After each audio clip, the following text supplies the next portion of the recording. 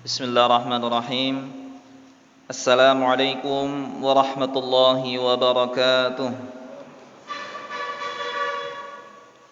Innal hamdalillah nahmaduhu wa nasta'inuhu wa nastaghfiruh wa na'udzu billahi min shururi anfusina wa min sayyiati a'malina. May yahdihillahu fala mudilla lahu wa may yudlilhu fala hadiya lahu. أشهد أن لا إله إلا الله وحده لا شريك له وأشهد أن محمدا عبده ورسوله اللهم صل وسلم على نبينا محمد وعلى آله وأصحابه ومن تبعهم بإحسان إلى يوم الدين أما بعد. Kaum muslimin, kaum muslimat, hadirin hadirat rahimani wa rahimakumullah. Kita bersyukur kepada Allah Subhanahu wa taala yang telah mempertemukan kita kembali pada pagi hari yang berbarakah ini insyaallah Subhanahu wa taala, setelah kita sama-sama mengerjakan kewajiban kita sebagai seorang muslim, yakni menunaikan salat subuh. Dan bagi laki-laki kita alhamdulillah bisa mengerjakannya secara berjamaah di masjid.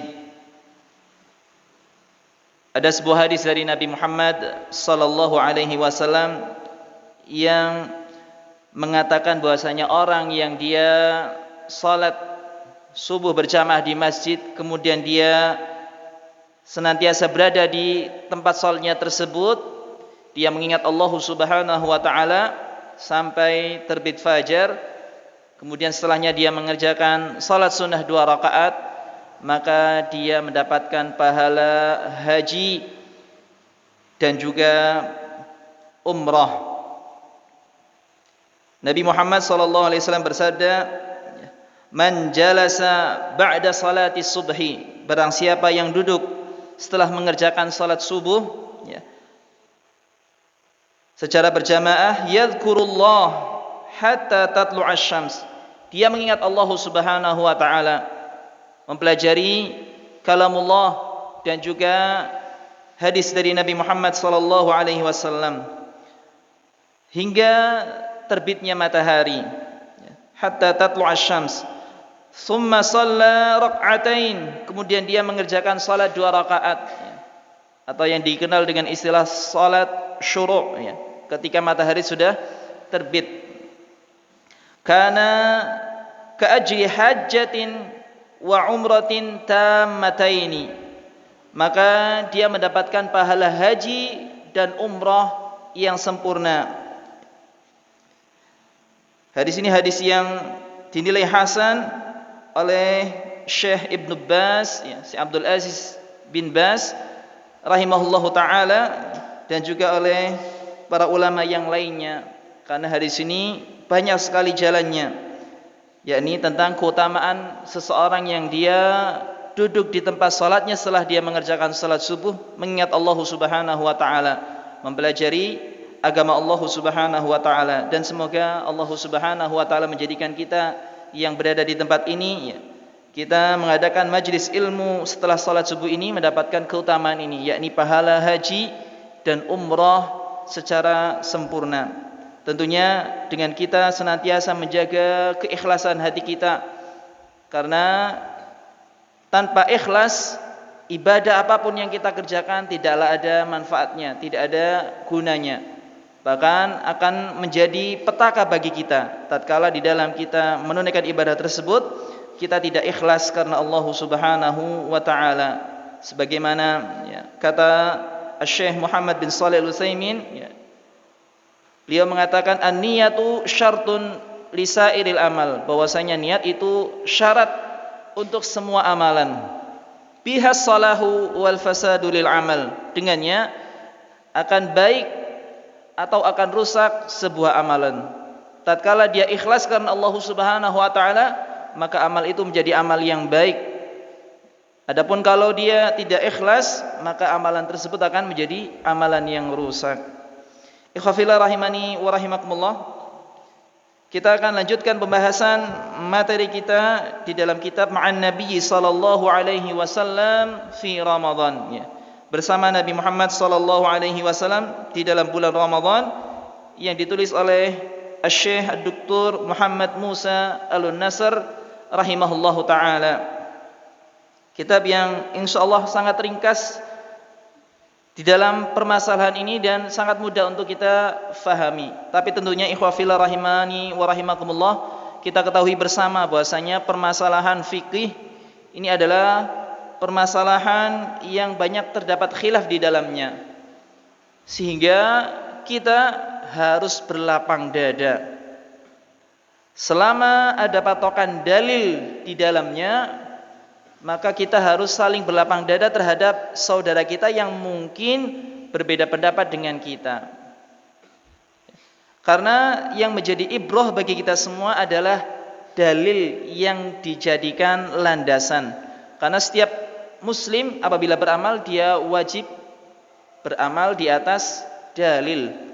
Tidak boleh dia beramal karena mengikuti hawa nafsunya atau karena akalnya saja, tidak boleh, tapi harus berlandaskan dalil. Sehingga seorang muslim itu tercela untuk mengikuti taklid buta, mengikuti tanpa bertanya apakah ada dalilnya atau tidak, ya. Tetapi harus senantiasa dia bertanya kepada para ulama, para ustadz, para kiai tentang dalil dari sebuah amalan. Apabila ada dalilnya, maka dia boleh mengamalkannya.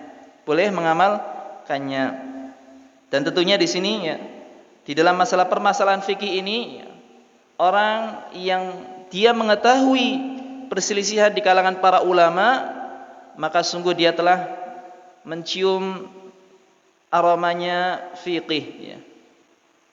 Dan sebaliknya orang yang dia tidak mengetahui perselisihan para ulama, maka sungguh dia tidak mencium aroma fikih.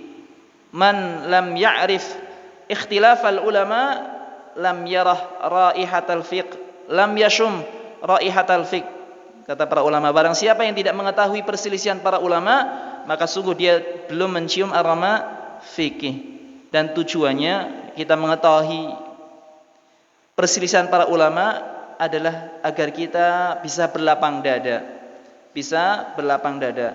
Selama ada dalilnya, maka itulah yang kita cari. Karena kita beramal adalah dengan dalil yang kita nilai kuat berdasarkan penjelasan para ulama rahimahumullah. Ikhwafillah rahimani wa rahimakumullah, kita sampai di halaman 28. Beliau mengatakan rahmatuhu sallallahu alaihi wasallam bi ummatihi fi ramadhana wa ghairihi. Kasih sayang Nabi kita Nabi Muhammad sallallahu alaihi wasallam terhadap umatnya di dalam bulan Ramadan dan juga di selainnya. Wa min rahmatihi sallallahu alaihi wasallam bi ummatihi annahu rakhasa lil marid bil iftari imtisalan liqaulillah faman kana minkum maridan aw ala safarin fa'iddatun min ayyamin ukhar. Dan termasuk dari kasih sayang Nabi kita Nabi Muhammad sallallahu alaihi wasallam terhadap umatnya ya, bahwasanya beliau memberi keringanan kepada orang yang sakit untuk berbuka puasa. Hal ini ya, adalah sebagai bentuk perwujudan pengamalan dari firman Allah Subhanahu wa taala, "Faman kana minkum maridan," barang siapa ada di antara kalian yang sakit, au ala safarin atau sedang safar, fa'iddatun min ayyamin ukhar, maka hitunglah atau gantilah min ayyamin ukhar pada hari-hari yang lain. Artinya orang yang sakit dan juga orang yang dia sedang safar boleh membatalkan puasa dan dia bisa menggantinya pada hari-hari yang lain, yakni mengqadha puasa yang dia tinggalkan di bulan Ramadan tatkala dia sakit dan tatkala dia sedang safar. Kama rakhasa lil mar'atil ajuzi wasyaikhil fani bil iftar, sebagaimana Nabi sallallahu alaihi wasallam juga memberi keringanan kepada wanita yang tua dan juga laki-laki yang sudah tua juga, bil iftar, untuk berbuka puasa, yakni orang-orang yang usianya sudah sepuh, yang mereka sudah tidak kuat lagi untuk berpuasa, maka Nabi memberi keringanan mereka untuk berbuka puasa. Wa kadzal hamilul wal murdi'u yat'amani an kulli yaumin miskinan muddan min burrin. Demikian pula wanita yang hamil, wanita yang menyusui, maka mereka memberikan makan di setiap hari yang dia tinggalkan puasa di dalamnya kepada orang miskin muddan min burrin, satu mud dari gandum. Dan satu mud ini maksudnya adalah takaran di mana ketika kita orang dewasa yang postur tubuhnya pertengahan mengumpulkan dua telapak tangannya, kemudian mengambil dari gandum ataupun dari beras ataupun yang selainnya sebesar ini, maka apa yang ada di tangan ini adalah takaran satu mud, ya, satu mud. Wa huwa madhhab Ibnu Umar wa Ibnu Abbas, dan ini adalah madhabnya sahabat Ibnu Umar dan Ibnu Abbas radhiyallahu anhuma, radhiyallahu anhuma. Wa kana la yujibul qada ala man akala aw syariba nasiyan li siyamihi. Dan Nabi sallallahu alaihi wasallam tidak mewajibkan qada puasa bagi orang yang dia makan atau minum karena lupa puasa. Karena lupa puasa. Artinya orang yang dia makan dan minum tatkala puasa disebabkan karena lupa, maka mereka tidak ada kewajiban untuk mengqadha puasanya. Bahkan ketika dia ingat ketika itu, setelah selesai makan dia ingat, dia wajib untuk meneruskan puasanya sampai tenggelamnya matahari, sampai datangnya waktu maghrib, dan tidak ada dosa baginya karena dia mengerjakannya karena lupa, bukan karena sengaja. Kata Nabi Muhammad SAW di dalam sebuah hadis, fa inna ma at'amahu Allah wa saqah. Itu adalah makanan dan minuman yang telah Allah Subhanahu wa taala berikan kepadanya. Jadi tidak ada dosa baginya. Karena lupa adalah sesuatu yang tidak menjadikan dosa seseorang, ya. Kata Nabi Muhammad SAW di dalam hadis yang lain juga berkaitan dengan orang yang lupa, innallaha tajawaza li an ummati al-khata'a wan nisyana wa mastukrihu alaih. Bahwasanya Allah Subhanahu wa taala membebaskan dosa dari orang-orang yang dia mengerjakan perbuatan sesuatu yang dia melanggar syariat ataupun karena tidak melaksanakan kewajiban, apabila karena dia tersalah, maksudnya karena tidak tahu hukumnya, maka tidak mengapa, tidak dianggap berdosa. Wan nisyan, begitu juga karena lupa. Wa mastukrihu alaih, dan juga karena terpaksa, ada orang yang memaksanya, maka tidak mengapa, tidak berdosa. Tapi tatkala sudah hilang uzur yang tiga ini, maka baru dia terkena dosa dari perbuatannya. Wa kana yasubbu ala ra'sihi al-mal barida. Dan dahulu Nabi Muhammad SAW mengguyurkan air yang dingin ke kepalanya. Wa huwa shaimun, dan beliau sedang berpuasa. Hinna ma yashtaddu al-hur, tatkala hari itu terik, hari itu panas, ya, sehingga merasa kehausan sekali, maka beliau Nabi Muhammad SAW mengajarkan kepada umatnya boleh untuk mengguyurkan air ke kepalanya untuk mendinginkan badan, ya, agar tidak terlalu istilahnya dehidrasi. Karena orang kalau kepanasan, ya, sedangkan dia tidak minum, tidak makan, ya, maka akan terjadi dehidrasi. Maka sebagai solusinya, dan ini diperbolehkan, adalah dengan dia mengguyurkan air ke kepalanya, air yang dingin, ya. Istilahnya boleh dia mandi, ya, boleh dia mengguyurkan air ke badannya. Akhrajahu Abu Dawud wa Ahmad bisanadin sahihin. Hadis ini dikeluarkan oleh Imam Abu Dawud dan juga Imam Ahmad dengan sanad yang sahih. Wa kana yuwasilu fi Ramadhana al-yawmaini was-salasah. Dan dahulu Nabi Muhammad sallallahu alaihi wasallam menggabungkan puasa di bulan Ramadan 2 hari atau 3 hari. Jadi 2 hari dan 3 hari Nabi SAW tidak makan, tidak minum, menggabungkannya secara keseluruhan.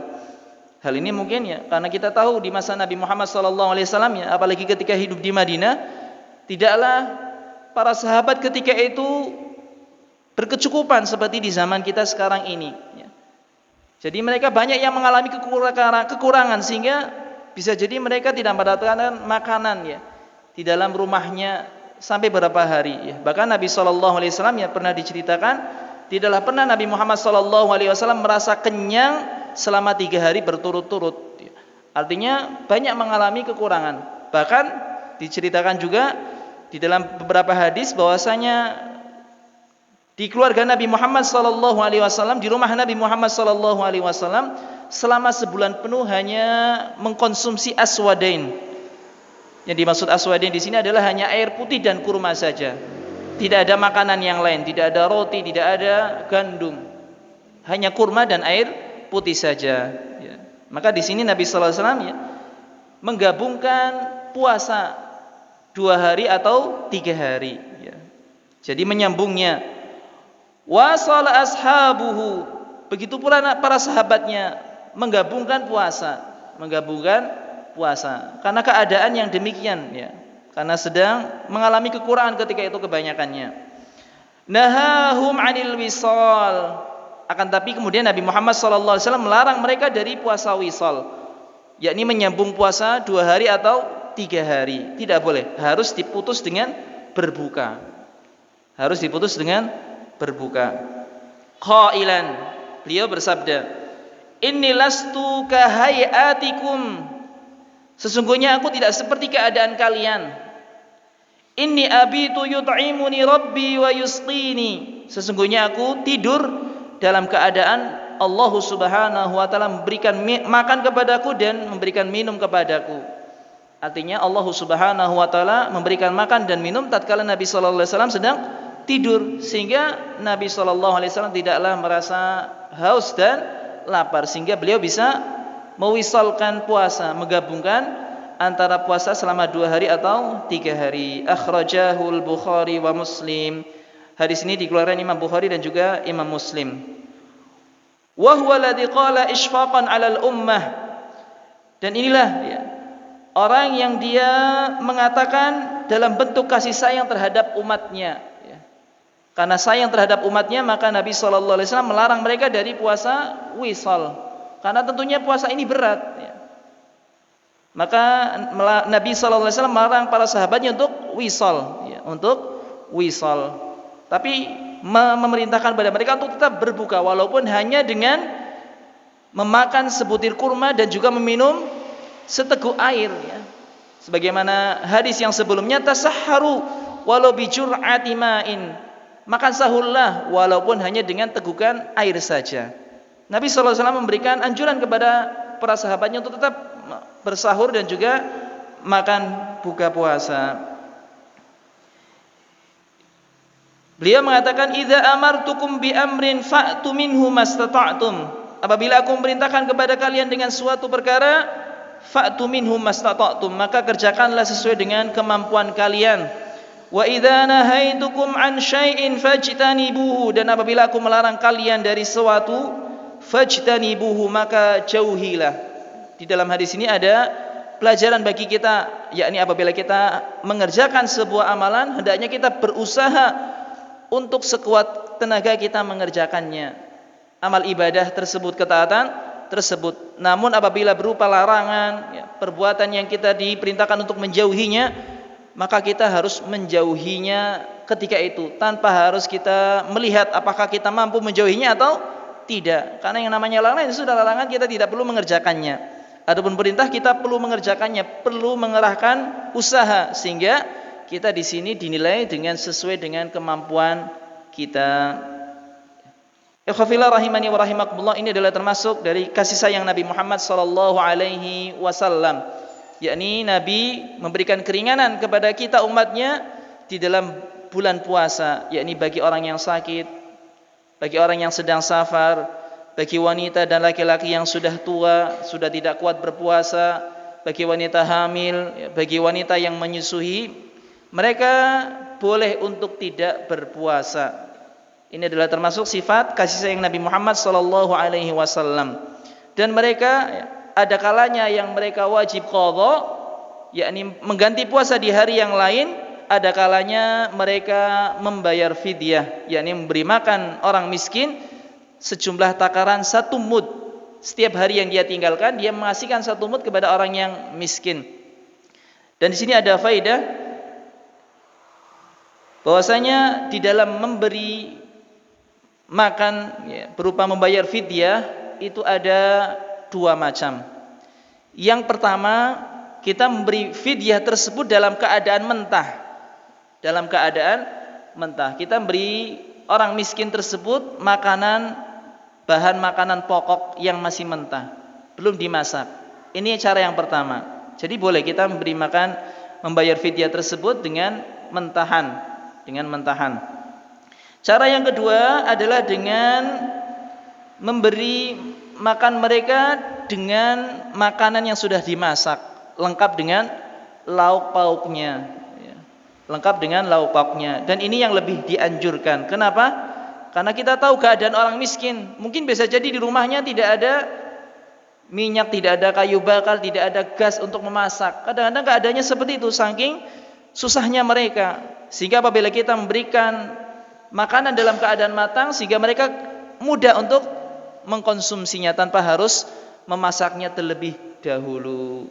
Ini yang lebih dianjurkan. Walaupun ketika kita memberikannya dalam keadaan mentah, ini sudah mencukupi. Dan fidyah, sebagaimana halnya ketika kita memberi makan buka puasa, itu bisa dilakukan dengan kita mengundang mereka ke rumah kita, atau dengan kita mendatangi rumah-rumah mereka, door to door. Seperti itu. Boleh kita dengan memasak sendiri, atau kita meminta bantuan kepada orang lain untuk menyalurkan fidyah kita. Ikhwafillah rahimani wa rahimakumullah. Yang selanjutnya yakni tentang ibadah Nabi Muhammad sallallahu alaihi wasallam di dalam bulan Ramadan. Ijtihaduhu sallallahu alaihi wasallam fil ibadah fi Ramadan. Kesungguhan Nabi sallallahu alaihi wasallam di dalam beribadah pada bulan Ramadan. Syekh Muhammad Musa Al-Nasr rahimahullah taala mengatakan, "Amma ibadatuhu wa ijtihaduhu fi Ramadan fakana aktsara min ghairihi minasy-syuhur." Adapun ibadah Nabi Muhammad sallallahu alaihi wasallam dan kesungguhan beliau di dalam beribadah pada bulan Ramadan, fakana aktsar, maka itu sangat banyak sekali, sangat besar sekali kesungguhan beliau di dalam beribadah, min ghairihi minasyuhur, dibandingkan dengan bulan-bulan yang selainnya. Faqad kana sallallahu alaihi wasallam yaqumu minal laili hatta tatafattaru qadamahu. Dan sungguh Nabi sallallahu alaihi wasallam mengerjakan salat malam di bulan Ramadan hatta tatafattaru qadamah, sampai pecah kakinya, artinya bengkak. Dan tidak hanya bengkak tapi sampai pecah di sini, tatafattaru, sampai pecah kakinya, dikarenakan lamanya salat yang beliau kerjakan. Nanti kita bisa lihat di sini keterangan berapa ayat yang Nabi sallallahu alaihi wasallam baca tatkala salat malamnya. Wa kana sallallahu alaihi wasallam idza dakhala al-'ashra shadda al-mi'zara wa ayqadha ahlahu wa ahya al-laila. Dan dahulu Nabi sallallahu alaihi wasallam apabila masuk di 10 hari, maksudnya adalah 10 hari bulan Ramadan yang terakhir. Karena bulan Ramadan itu terbagi menjadi 3 bagian. 10 hari pertama, 10 hari pertengahan, dan 10 hari di akhir. Yang dimaksud di sini adalah 10 hari di akhir bulan Ramadan. Syaddal mi'zara, Nabi SAW mengencangkan sarungnya. Ini adalah sebagai isyarat beliau di kala itu tidak mendekati istri beliau, yakni untuk fokus beribadah.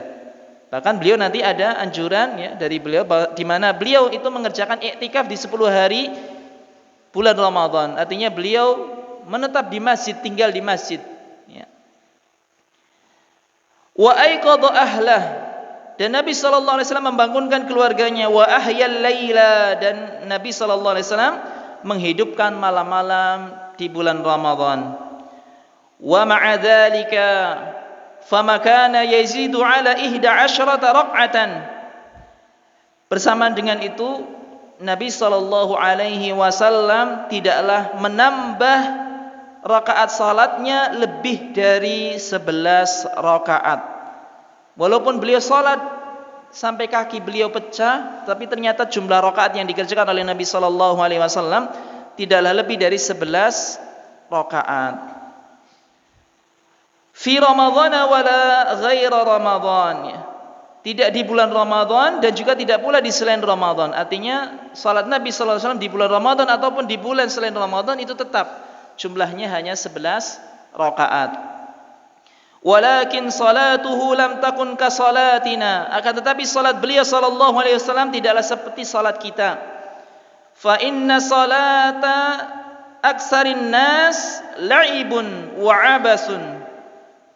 Karena sungguh salatnya kebanyakan manusia itu hanyalah permainan dan perbuatan sia-sia saja. Jadi salatnya kita kebanyakan sekarang ini dinilai oleh Syekh Muhammad Musa Al-Nasr ini hanya sekedar main-main, ya.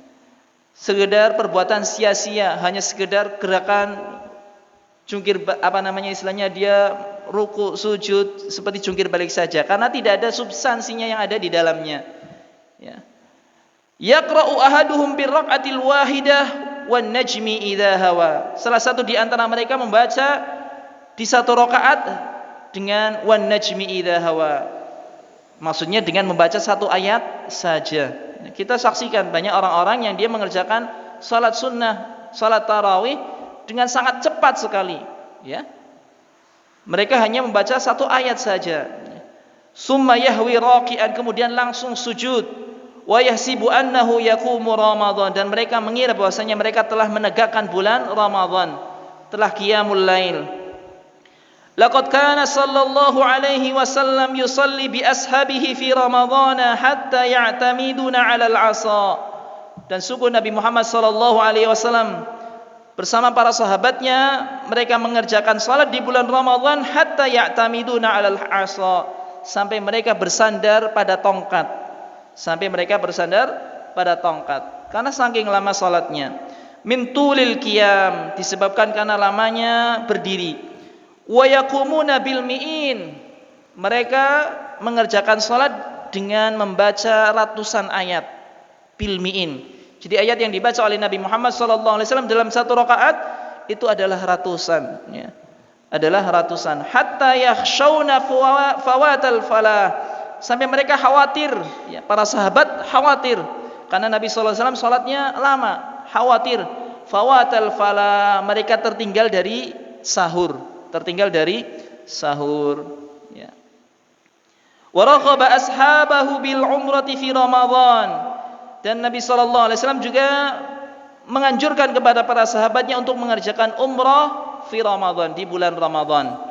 Faqal, Nabi sallallahu alaihi wasallam mengatakan, umratun fi Ramadhana ta'dilu hajjatin. Umrah di bulan Ramadan itu sebanding dengan haji. Maksudnya dari sisi pahalanya.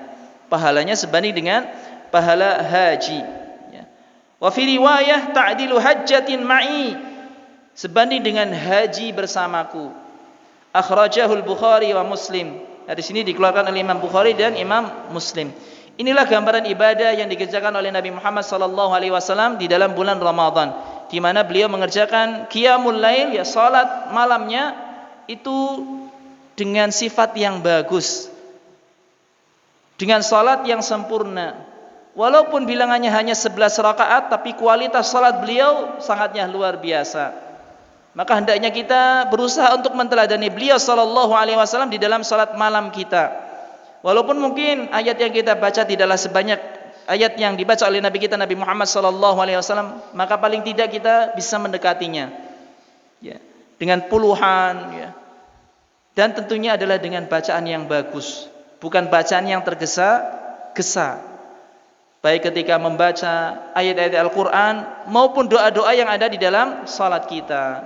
Sehingga salat kita menjadi salat yang berkualitas, bukan salat yang sia-sia, salat yang tidak membuahkan pahala sama sekali.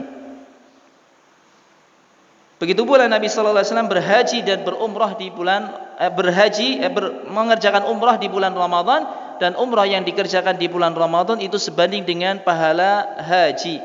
Maka bagi kita yang mungkin kalau mendaftar haji antriannya sangat lama, maka kita bisa mengambil solusi dengan mengerjakan umrah di bulan Ramadan agar kita bisa mendapatkan pahala haji, bahkan haji bersama Nabi Muhammad sallallahu alaihi wasallam.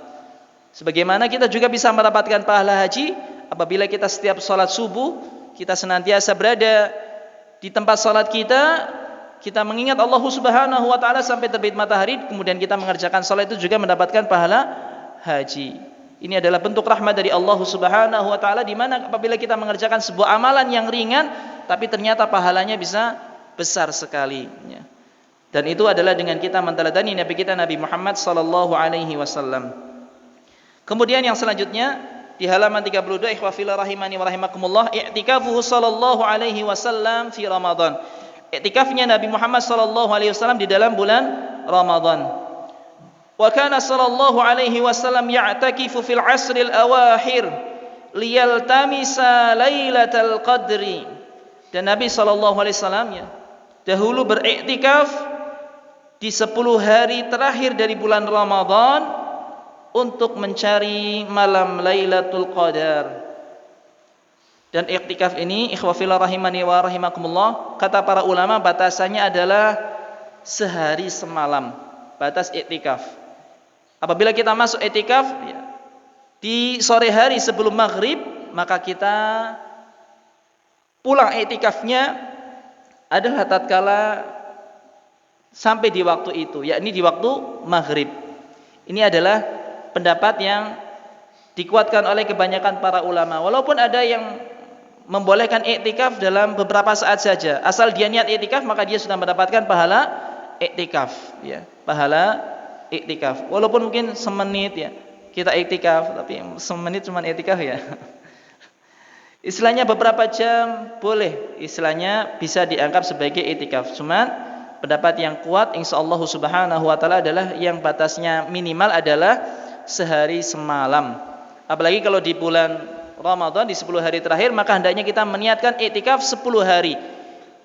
Jadi ketika di malam 21 ya, sebelum maghrib kita sudah datang ke masjid memulai iktikaf kita, dan kita pulang tatkala setelah berbuka puasa di hari terakhir di bulan Ramadan, ya. Kita pulang ketika itu. Ini adalah iktikaf yang diajarkan oleh Nabi kita Nabi Muhammad sallallahu alaihi wasallam, yakni di 10 hari bulan Ramadan. Wa atakafa fil 'amil ladzi qubida fihi 20 yauman. Dan tatkala di tahun terakhir, tahun di mana Nabi sallallahu alaihi wasallam diambil nyawanya, diwafatkan oleh Allah Subhanahu wa taala, beliau beriktikaf 20 yauman, iktikaf selama 20 hari. Wa'takafa fi syahri Syawal, dan Nabi sallallahu alaihi wasallam juga beriktikaf di bulan Syawal. Wa adzina li azwajihi fil i'tikaf, beliau sallallahu alaihi wasallam juga mengizinkan iktikaf kepada istri-istrinya. Jadi iktikaf ini tidak khusus untuk laki-laki saja, boleh perempuan juga iktikaf, asal menjaga adab-adabnya, adab-adabnya. ورغب عليه الصلاة والسلام الأمة في الاعتكاف في المساجد الثلاثة. Dan Nabi sallallahu alaihi wasallam juga mendorong umatnya untuk beriktikaf di 3 masjid. Yang dimaksud di sini adalah Masjidil Haram, Masjid Nabawi, dan juga Masjidil Aqsa. Beliau sallallahu alaihi wasallam mengatakan la i'tikafa illa fil masajidis salasah. Tidak ada iktikaf kecuali di 3 masjid saja. Jadi hukum iktikaf itu hanya diperbolehkan di 3 masjid saja. Ini salah satu dalil yang melandasi pendapat bahwasanya iktikaf hanya terbatas pada 3 masjid ini saja. Akan tapi para ulama berbeda pendapat apakah juga diperbolehkan di masjid yang lain ataukah tidak ya. Ada yang berpendapat boleh walaupun tidak di 3 masjid tersebut, asal masjid tersebut adalah masjid yang ditegakkan salat Jumat di dalamnya, ditegakkan salat wajib 5 waktu di dalam sehari, maka itu juga boleh kita mengerjakan i'tikaf di tempat tersebut ya. Wa kana zaujatuhu tazuruhu fi mu'takifihi fil masjid, dan para istri Nabi Muhammad sallallahu alaihi wasallam ya, mengunjungi beliau di tempat i'tikafnya di masjid. Jadi istri-istri Nabi terkadang juga mengunjungi Nabi sallallahu alaihi wasallam tatkala i'tikaf. Wa rakhasa li azwajihi bil i'tikafi ma'ahu, dan Nabi sallallahu alaihi wasallam berikan keringanan kepada istri-istrinya untuk beriktikaf bersamanya. Jadi ada yang i'tikaf dari istri-istri Nabi Muhammad sallallahu alaihi wasallam di masjid bersama Nabi Muhammad sallallahu alaihi wasallam. Tentunya i'tikafnya itu terpisah antara tempat laki-laki dengan tempat perempuan. Bahkan ya, istri-istri para nabi, mereka ketika i'tikaf di Masjid Nabawi sallallahu alaihi wasallam, ketika itu mereka membuat tenda di belakang masjid sehingga tidak bercampur dengan kaum laki-laki, tempatnya khusus terpisah sehingga mereka terjaga ya. Sehingga mereka terjaga. Wa kana wa rakhasa wa rubbama masya ma'a ihda zaujatihi ila babil masjid, dan terkadang Nabi sallallahu alaihi wasallam berjalan bersama salah satu istrinya sampai ke pintu masjid. Maksudnya ketika ada istrinya yang mengunjungi, kemudian Nabi sallallahu alaihi wasallam mengantar istrinya sampai ke pintu masjid ya, tidak sampai keluar dari masjid, sampai pintu masjid saja diantar ya. Wa kana sallallahu alaihi wasallam yukhriju ra'sahu min udbatil masjid, dan terkadang Nabi sallallahu alaihi wasallam mengeluarkan pintunya dari masjid ketika i'tikaf ya. Nabi sallallahu alaihi wasallam mengeluarkan kepalanya dari pintu masjid ya. Atau di sini juga ada yang mengatakan dari jendela masjid yang terhubung dengan rumah Nabi Muhammad sallallahu alaihi wasallam. Fataqumu Aisyatu bi ghasli ra'sihi wa tarjili sya'rihi, dan Aisyah membersihkan kepala Nabi sallallahu alaihi wasallam dan menyisirnya ya. Dan menyisirnya, wahia fi baitiha, dan Aisyah ketika itu berada di dalam rumahnya, tidak di dalam masjid. Aisyah di dalam rumah, sedangkan Nabi sallallahu alaihi wasallam berada di dalam masjid. Wa kana la ya'takifu illa sha'iman, dan Nabi sallallahu alaihi wasallam tatkala i'tikaf itu tidaklah i'tikaf kecuali dalam keadaan puasa. Jadi Nabi berpuasa kemudian i'tikaf. I'tikafnya Nabi sallallahu alaihi wasallam tatkala beliau berpuasa, sehingga puasanya tersebut betul-betul terisi dengan kegiatan-kegiatan yang bermanfaat, dengan kegiatan-kegiatan yang membuahkan pahala di sisi Allah Subhanahu wa taala. Min ajli kadzalika syarrata ba'dul ulama as-siyam lil i'tikaf. Oleh karena itu, sebagian para ulama mensyaratkan untuk berpuasa tatkala kita ingin i'tikaf. Ini salah satu pendapat yang ketika i'tikaf disyaratkan adalah harus berpuasa terlebih dahulu sehingga pas ya, yakni i'tikaf selama sehari semalam ya, dalam keadaan berpuasa. Dia betul-betul mendekatkan diri kepada Allah Subhanahu wa taala.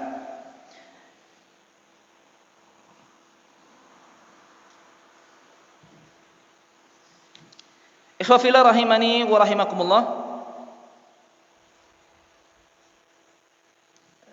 Yang selanjutnya adalah tilawatuhu sallallahu alaihi wasallam lil Quran fi Ramadan. Bacaan Nabi sallallahu alaihi wasallam yakni membaca Al-Qur'an fi Ramadan, pada bulan Ramadan. Wa kana Jibrilu yudarisun Nabiyya sallallahu alaihi wasallam Al-Qur'ana fi Ramadan. Dan dahulu Jibril alaihi salam yudarisu, mengajari Nabi Muhammad sallallahu alaihi wasallam Al-Qur'an fi Ramadan, pada bulan Ramadan. Kaifala wa huwa syahrul Qur'an, bagaimana tidak? Wa huwa syahrul Qur'an, padahal bulan Ramadan itu adalah bulan Al-Qur'an. Wa darasahu al-'am alladhi qubida fihi marratain, dan Nabi sallallahu alaihi wasallam belajar Al-Qur'an bersama Jibril alaihi salam pada tahun di mana Nabi sallallahu alaihi wasallam diwafatkan ketika itu marrataini, selama 2 kali. Jadi di Ramadan terakhir Nabi Muhammad sallallahu alaihi wasallam belajar Al-Qur'an bersama Jibril alaihi salam itu selama 2 kali. Ya, Nabi SAW belajar Al-Quran dengan Jibril alaihi salam. Ya. Jibril turun menemui Nabi SAW mengajarkan Al-Quran secara utuh di bulan Ramadan, bahkan 2 kali di tahun yang terakhir. Wa kana as-salafu yatanafasuna fi khatmil Qur'ani aktsara min ghairihi minasyuhur. Dan para salafus saleh, mereka berlomba-lomba di dalam menghatamkan Al-Quran lebih semangat daripada di selain bulan Ramadan. Faminhum man yahtimuhu kulla usbu'in marratan. Di antara mereka ada yang menghatamkan Al-Quran 1 minggu sekali. Wa minhum man yahtimuhu kulla 5 layalin marratan. Dan di antara mereka ada yang menghatamkan Al-Quran setiap 5 hari sekali. Wa minhum kulla 3 layalin marrah. Dan di antara mereka ada yang menghatamkan Al-Quran selama 3 malam sekali hatam. Ila ghairi dzalika ala tafawutin bainahum, dan demikian seterusnya, yakni perbedaan tingkatan di dalam menghatamkan Al-Quran di kalangan para salaf, para salaf. Maka di sini ada pelajaran bagi kita, hendaknya kita juga berlomba-lomba di dalam menghatamkan Al-Quran di bulan Ramadan, tentunya dengan bacaan-bacaan yang baik, bacaan-bacaan yang bagus, bacaan-bacaan yang tartil. Maka hendaknya bagi kita yang belum bisa membaca dengan lancar, hendaknya kita belajar terlebih dahulu. Kita mencari guru yang bagus bacaannya, dan kita belajar kepada mereka, belajar Al-Quran yang baik. Dan masih ada waktu untuk kita sampai di bulan Ramadan untuk mempelajari hal ini, menyiapkan agar kita nanti di bulan Ramadan membaca Al-Quran dengan baik dan benar, dengan lancar, sehingga kita bisa berlomba-lomba di dalam menghatamkan Al-Quran. Wa naha sallallahu alaihi wasallam an khatmihi fi aqalla min salasin. Dan Nabi sallallahu alaihi wasallam melarang kita untuk menghatamkan Al-Quran lebih sedikit dari 3 hari. Artinya kalau lebih sedikit dari 3 hari ini terlarang. Tapi kalau lebih dari 3 hari ini boleh. 4 hari, 5 hari, 6 hari dan seterusnya ini boleh. Tapi kalau lebih sedikit dari 3 hari ini dilarang. Kenapa? Waqal, Nabi sallallahu alaihi wasallam mengatakan, la yafqahul Qur'ana man qara'ahu fi aqalla min salasin. Tidak memahami Al-Qur'an orang yang membacanya lebih singkat dari 3 hari. Artinya membacanya terlalu cepat sehingga dia tidak mampu untuk memahami Al-Qur'an. Dari hadis ini ada pelajaran yang penting bagi kita. Hendaknya ketika kita membaca Al-Qur'an, kita mentadaburinya, kita memahaminya, tidak asal baca. Makanya boleh bagi kita ketika membaca Al-Quran, kita juga membaca terjemahan yang ada di sampingnya. Al-Quran yang ada terjemahannya. Ini apabila kita belum memahami bahasa Arab. Kalau kita sudah memahami bahasa Arab, maka alhamdulillah tanpa bantuan terjemahan kita sudah memahami artinya. Kita bisa meresapi artinya. Itu tidak mengapa. Tapi kalau kita tidak paham bahasa Arab, maka kita berusaha untuk menghadirkan terjemahannya juga. Kita membaca ayat, kita merenungi maknanya, memahami artinya, seperti itu. Ini bacaan yang baik, ya. Makanya Nabi sallallahu alaihi wasallam melarang kita menghatamkan Al-Qur'an lebih singkat dari 3 hari. Hadis ini hadis yang sahih, diriwayatkan oleh Imam Tirmidzi, Imam Ibnu Majah, Imam Abu Dawud, Imam Ahmad dan juga Imam An-Nasa'i. Begitulah dengan imam-imam yang lainnya, dan hadis ini dinilai hasan sahih oleh Al-Imam At-Tirmidzi. Dan di sini ada kisah tentang Imam Malik rahimahullahu taala di halaman 35. Wa kana Malikun rahimahullah idza dakhala Ramadan inqata'a 'anil tadris wa inqata'a 'anil fiqh wal fatwa wal hadis washtaghala bimudarasatil Qur'an wa qala hadha syahrul Qur'an. Dan dahulu Imam Malik rahimahullahu taala apabila masuk ke dalam bulan Ramadan, beliau sallallahu alaihi wasallam berhenti dari belajar dan mengajar. Beliau berhenti dari mengajari fikih, dari berfatwa, dari hadis.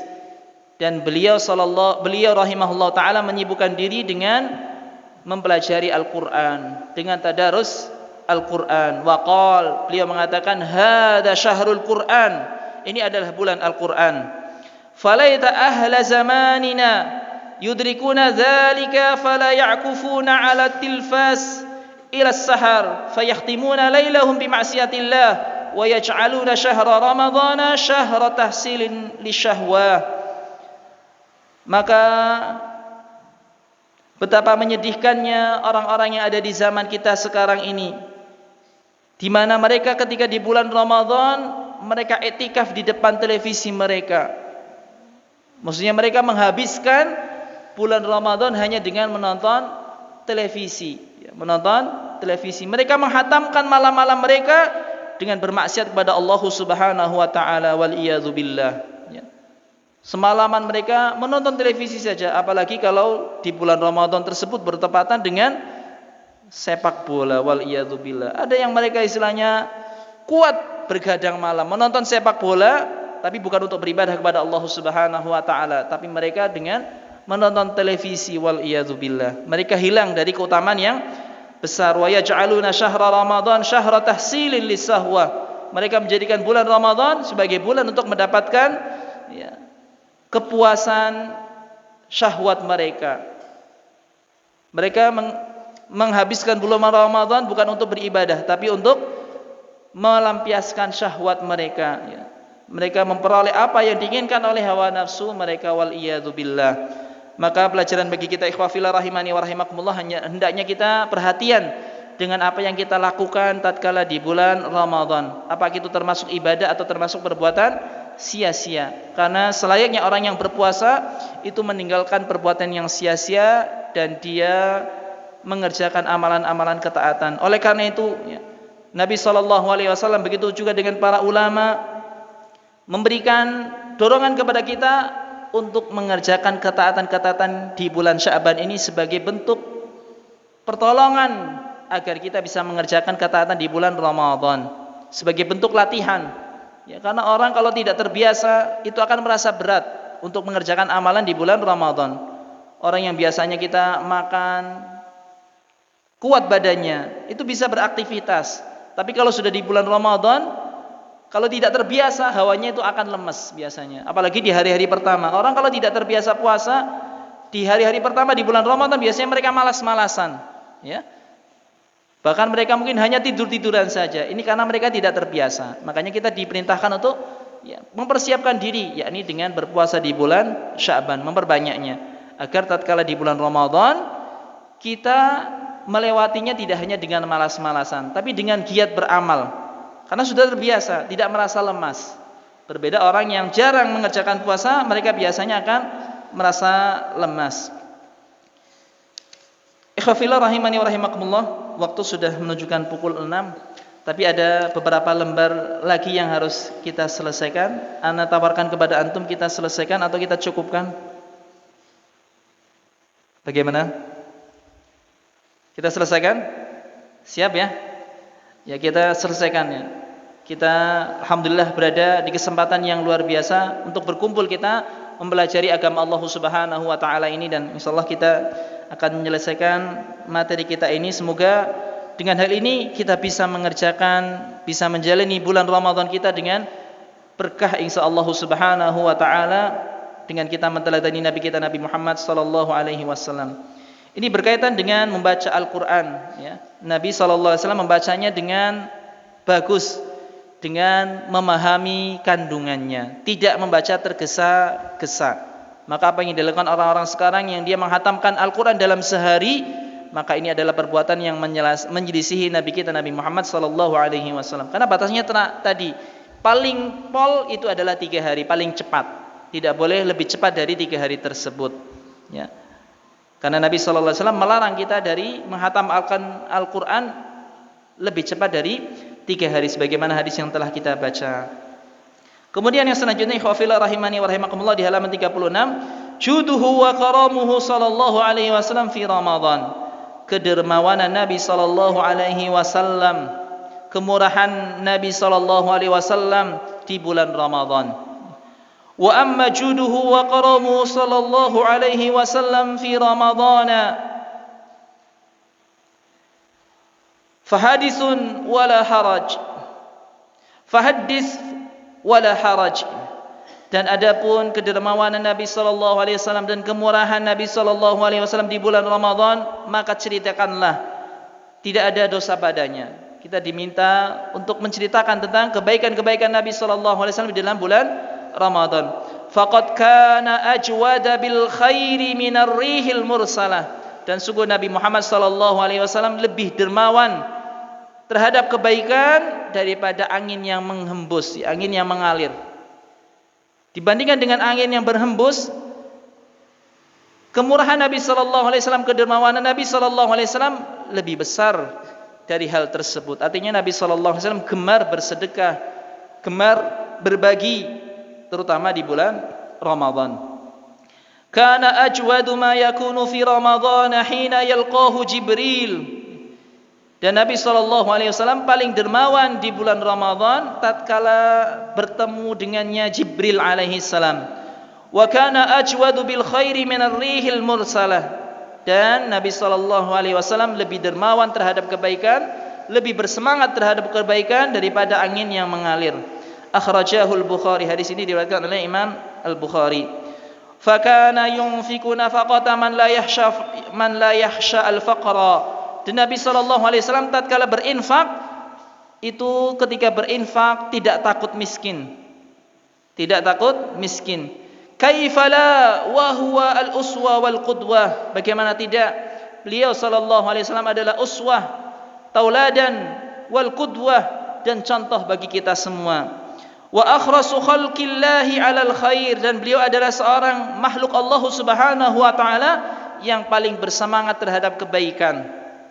Wa arhamun nasi bil khalqi, dan beliau sallallahu alaihi wasallam adalah orang yang paling kasih sayang terhadap manusia. Wa a'dhamun nasi 'amalan bihadyil Qur'an, dan beliau sallallahu alaihi wasallam adalah manusia yang paling agung di dalam mengamalkan apa yang ada di dalam Al-Qur'an dari petunjuk-petunjuk. Ikhwafillah rahimani wa rahimakumullah. Ini adalah bentuk kedermawanan Nabi sallallahu alaihi wasallam di dalam bulan Ramadan. Beliau sallallahu alaihi wasallam sangat dermawan di dalam bulan Ramadan, sangat bersemangat untuk berbagi. Kenapa hal ini terjadi? Kenapa bisa Nabi sallallahu alaihi wasallam begitu semangat, begitu pemurah di bulan Ramadan? Ada beberapa hal. Dikatakan oleh Al-Ustadz Abu Ubaidah Yusuf As-Sidawi hafizahullah taala ketika membahas hal ini, beliau mengatakan ada beberapa sebab kenapa Nabi sallallahu alaihi wasallam dermawan di bulan Ramadan. Yang pertama, karena keutamaan waktu, yakni keutamaan bulan Ramadan, di mana pahala ketika bulan Ramadan dilipat gandakan. Maka Nabi ingin mendapatkan keutamaan ini, yakni pahala yang berlipat ganda.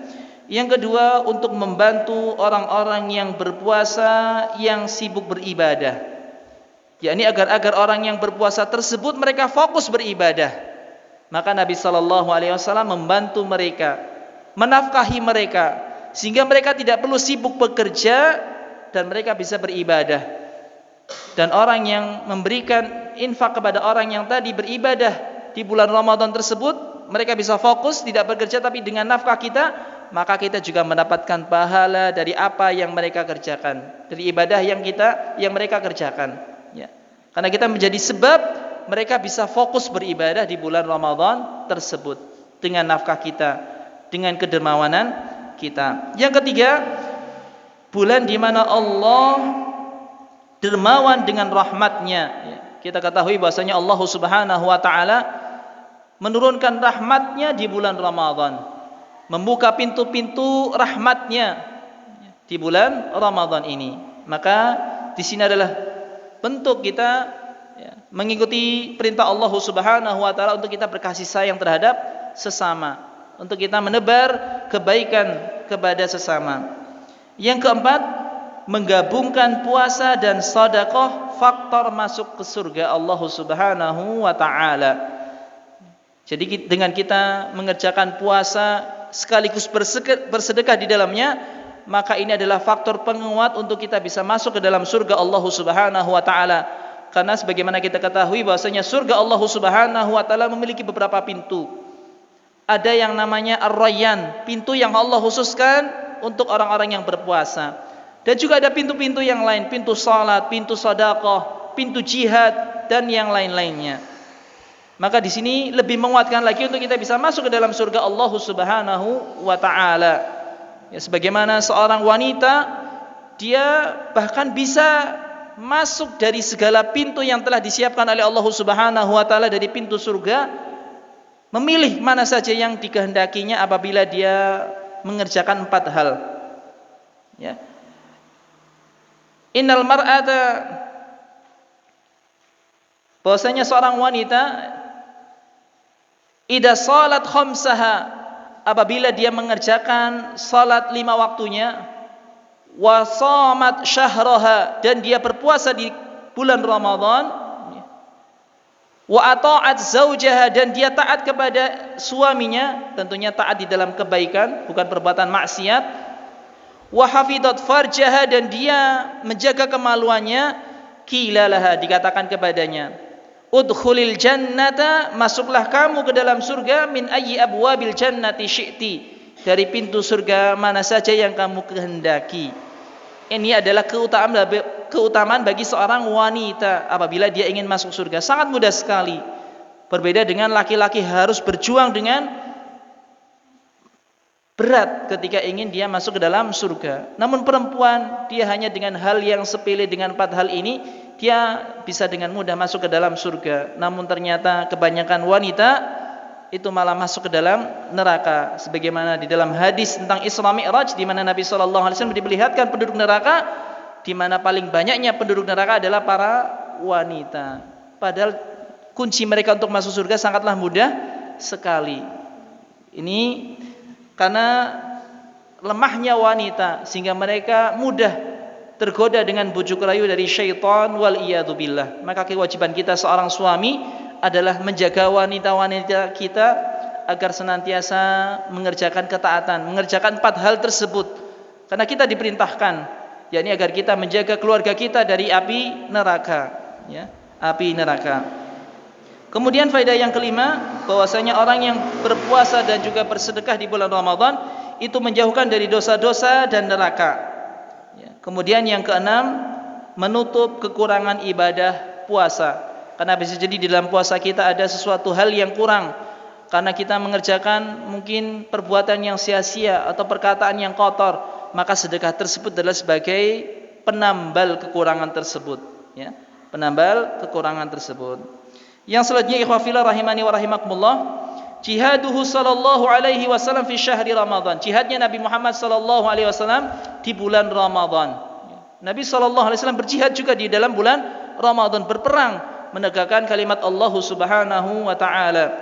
Wa kana sallallahu alaihi wasallam yaghzu wa yujahidu fi Ramadan. Dan dahulu Nabi sallallahu alaihi wasallam berperang dan berjihad di bulan Ramadan. Walam yamna'hu as-siyam minal khuruj lil ghazwi huwa wa ashabuhu, dan puasa tidak menghalangi Nabi sallallahu alaihi wasallam dan juga para sahabatnya dari keluar untuk berperang, ya, keluar untuk berperang. Fa ma'rakatu badrin kanat fi Ramadan, dan peperangan Badar itu terjadi di bulan Ramadan. Wa fathu Makkah waqa'a fi Ramadan, begitu juga dengan Fathu Makkah terjadi di bulan Ramadan. Fa syahru Ramadan kana indar rasuli wa ashabihi syahrun jaddin wa ijtihadin. Dan bulan Ramadan di sisi Rasulullah sallallahu alaihi wasallam dan juga para sahabatnya adalah bulan untuk bersungguh-sungguh, bulan untuk berusaha dengan keras, waribatin, dan untuk berjaga-jaga, ya, wa qiyamin, dan juga untuk mengerjakan salat malam, wa tilawati Qur'anin, dan juga untuk membaca Al-Qur'an. Jadi bukan untuk bulan kita bermalas-malasan dengan alasan kita berpuasa, kita lemas, kita bermalas-malasan, tidak. Tapi hendaknya kita berusaha untuk memperbanyak amal saleh. La syahra khumulin wa kaslin wa naumin, bukan bulan untuk kita berlemah-lemahan, bermalas-malasan dan juga tidur-tiduran. Wa uqufin ala tilfas, atau kita beritikaf di depan televisi, kita diam menonton terus televisi, bukan, ya. La ila sa'atis sahar, sampai dengan waktu sahur. Uqufin ala la'bil waraq wa tadyi'il awqat, begitu juga kita tidak berdiam diri Kita beretikaf untuk bermain kartu dan menyanyiakan waktu. Kama huwa halu aksari ahli zamanin al-an. Ya. Di mana hal ini adalah keadaan orang-orang yang ada di zaman sekarang ini. Mereka banyak yang menyanyiakan bulan Ramadan dengan perbuatan sia-sia, bahkan perbuatan maksiat wal iyadu billah, illa man rahimallah, kecuali yang diberi rahmat oleh Allah Subhanahu wa taala. Fa syahrul Ramadan makana ila syahru jihadin wa istishhadin wa tadhiyatin wa fidain. Maka bulan Ramadan ini adalah bulan yang di mana Nabi sallallahu alaihi wasallam tidaklah mengerjakan bulan Ramadan kecuali dengan berjihad, dengan istishhad, yakni mencari kesyahidan, wa tadhiyah, begitu pula dengan menyembelih, wa fida, dan juga dengan membebaskan, ya. Membebaskan, ya, perbudakan, ya, dari selain Allah kepada perbudakan hanya kepada Allah Subhanahu wa taala. Ataupun juga dimaksud di sini adalah yakni membebaskan para budak. Yakni orang-orang yang dia memiliki budak, hendaknya mereka membebaskan budak mereka. Ini adalah beberapa potret dari jihad Nabi Muhammad sallallahu alaihi wasallam di dalam bulan Ramadan. Kesungguhan Nabi sallallahu alaihi wasallam di bulan Ramadan. Jadi Nabi Muhammad sallallahu alaihi wasallam itu juga berperang, berjihad di dalam bulan Ramadan, tidak menghalanginya. Ikhwafillah rahimani wa rahimakumullah. Kita lanjutkan pada poin yang berikutnya di halaman 39. Ya, kita tidak baca semua karena keterbatasan waktu, kita hanya ambil dari poin-poin pentingnya saja. Ikhrajuhu sallallahu alaihi wasallam shadaqatul fitri. Rasulullah sallallahu alaihi wasallam mengeluarkan zakat fitri di bulan Ramadan, ya. Wa kana Rasulullah sallallahu alaihi wasallam yukhriju shadaqatal fitri fi akhir yaumin min Ramadan. Dan dahulu Rasulullah sallallahu alaihi wasallam mengeluarkan sedekah fitri, yakni zakat fitri, fi akhir yaumin, pada hari terakhir min Ramadan, pada bulan Ramadan. Kubaila salatil Id, menjelang pelaksanaan salat Id. Wa hiya fariidatun faradaha Allah, itu adalah sebuah kewajiban yang telah Allah Subhanahu wa taala wajibkan, yakni mengeluarkan zakat fitr ala ibadihi ala lisani rasulih, ya, atas para hambanya dengan lisan Rasulnya sallallahu alaihi wasallam. Kama jaa dzalika fi hadis Ibnu Umar, sebagaimana telah datang sebuah hadis yang diriwayatkan oleh sahabat Ibnu Umar, farada Rasulullah sallallahu alaihi wasallam zakatal fitri 'alan nasi fi Ramadan. Rasulullah sallallahu alaihi wasallam wajibkan zakat fitri kepada manusia di dalam bulan Ramadan, 'alas saghiri wal kabiri wal dzakari wal unsa wal hurri wal 'abdi, atas orang yang masih kecil, orang yang sudah dewasa, atas laki-laki, atas perempuan, atas orang yang merdeka, dan juga orang yang masih menjadi seorang hamba. Maka semuanya mereka wajib untuk mengeluarkan zakat fitr, ya, zakat fitr. Bahkan bayi yang baru lahir saja harus dikeluarkan zakat fitrahnya. Tetapi tentunya yang mengeluarkannya adalah orang tuanya. Bahkan ada pendapat dari para ulama yang dia menganjurkan agar janin yang ada di dalam kandungan seorang wanita juga dikeluarkan zakat fitrahnya. Ada anjuran, tapi tidak wajib. Yang wajib adalah orang yang sudah bernafas ketika itu sudah hidup, ya, di bulan Ramadan, mendapati bulan Ramadan walaupun hanya sesaat. Misalnya seorang anak yang dia lahir di waktu asar di hari terakhir bulan Ramadan, berarti dia mendapatkan bulan Ramadan, maka hendaknya dikeluarkan zakat fitrahnya. Hadis ini hadis yang sahih, diriwayatkan oleh Imam Abu Dawud, Imam Ibnu Majah, Imam Hakim, dan Imam Al-Baihaqi. Wa kana Nabi sallallahu alaihi wasallam yanha an ta'khiriha an salatil Id, dan Nabi sallallahu alaihi wasallam melarang mengakhirkan zakat fitr setelah salat Id, ya. Maksudnya zakat fitrah itu tidak boleh dikeluarkan setelah Id, harus sebelum salat Id, ya. Wa man addaha, kata Nabi Muhammad sallallahu alaihi wasallam, ya, barang siapa yang menunaikan zakat fitr ba'da salati, setelah salat, fayya sadaqatun minas sadaqah, maka itu adalah sedekah biasa, tidak termasuk zakat fitr. Artinya kewajiban zakat fitrinya tidak gugur, ya, tapi dia terjatuh ke dalam perbuatan dosa. apabila dia dengan sengaja mengakhirkan zakat fitr, ya, telah melewati waktu salat. Kita baca yang selanjutnya, wa kana Ibnu Umar radhiyallahu anhuma wa ghairuhu yu'tunaha alladziina yaqbalunaha qabla al-'id bi yaumin aw yaumain. Di sini ada hadis, ya, dari sahabat Ibnu Umar radhiyallahu an dan juga selainnya bahwasanya sahabat Ibnu Umar memberikan zakat fitr kepada orang yang berhak menerimanya 1 hari atau 2 hari sebelumnya. Jadi boleh mendahulukan memberikan, ya, padahal kewajibannya itu adalah di hari terakhir, tapi boleh mengeluarkan 1 hari atau 2 hari sebelumnya. Akhrajahul Bukhari, hadis ini diriwayatkan oleh Imam Bukhari. Ini adalah berkaitan dengan zakat fitr, di mana wajib atas setiap muslim yang mendapati bulan Ramadan, ya. Kemudian yang berikutnya, ikhwafillah rahimani wa rahimakumullah, berkaitan dengan apa-apa yang diwajibkan bagi orang yang berpuasa. Ada beberapa hal yang diwajibkan terhadap orang yang berpuasa. Di halaman 41, ya. Ma yajibu 'ala shaim, apa yang wajib dikerjakan oleh orang-orang yang berpuasa, ya. Yang pertama, al-imtina'u anis siyami syaumi syak, ya, an siyami yaumi syak, yakni hendaknya orang yang berpuasa tersebut itu mencegah dari berpuasa pada hari yang dilakukan, ya. Jadi kita akan baca di sini kesimpulan dari apa yang disampaikan oleh Syekh dari awal tadi sampai akhir, ya, dalam bentuk istilahnya sudah runtutan apa yang wajib, apa yang tidak boleh.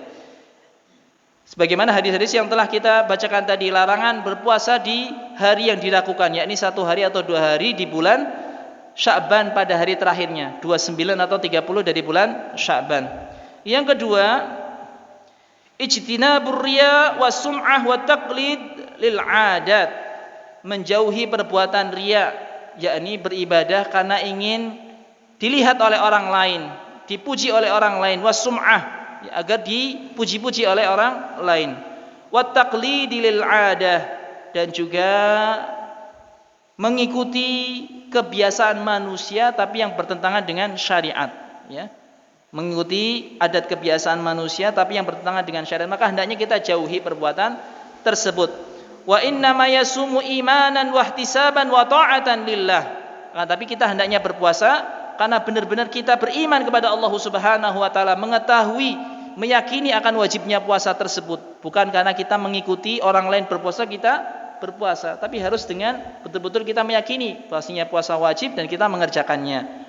Wahtisaban wa ta'atan lillah, dan kita mengharap pahala dari Allah Subhanahu wa taala ketika mengerjakan puasa tersebut. Yang ketiga, tabyitun niyah minal laili, kita meniatkan puasa di malam hari, ya. Sebagaimana sabda Nabi sallallahu alaihi wasallam, man lam yubayyitis siyama minal lail fala siyamalah. Orang yang dia tidak meniatkan puasa di malam harinya, maka tidak ada puasa baginya, ya. Yang keempat, al-imsaku adil mufattirat min aklin wa syurbin wa jima'in. Hendaknya orang yang berpuasa menahan diri dari pembatal-pembatal puasa berupa makan, minum, dan juga berhubungan badan. Ini bagi orang yang sudah berkeluarga. Min tulu'il fajri ila ghurubi syamsi, dari terbitnya fajar hingga terbenamnya matahari, ya. Dan untuk dalil-dalilnya kita tidak baca karena sudah kita baca di penjelasan yang sebelumnya. Ini adalah hanya kesimpulan-kesimpulan dari apa yang disampaikan oleh Syekh, ya. Tapi ada pelajaran yang penting di sini, ya. Di halaman 42 ada nukilan dari Al-Hafidz Ibnu Hajar, dan ini adalah sesuatu yang perlu kita perhatikan bersama, ikhwafillah rahimani wa rahimakumullah. Qala Al-Hafidz Ibnu Hajar rahimahullahu taala fi Fathil Bari, ya, Al-Hafidz Ibnu Hajar rahimahullahu taala mengatakan di dalam kitab Fathul Bari, minal bid'il munkarat ma ahdasa fi hadzal zaman min iqa'i al-adhan asani qabla al-fajr bi nahwi sulusi sa'atin fi ramadhana. Termasuk perbuatan yang baru dan perbuatan yang mungkar adalah apa yang diperbuat orang-orang di zaman sekarang, di mana mereka mengumandangkan azan yang kedua sebelum fajar, yakni sebelum fajar shadiq maksudnya. Binahwi sulusi sa'atin, sekitar sulusu sa'at, sepertiga jam.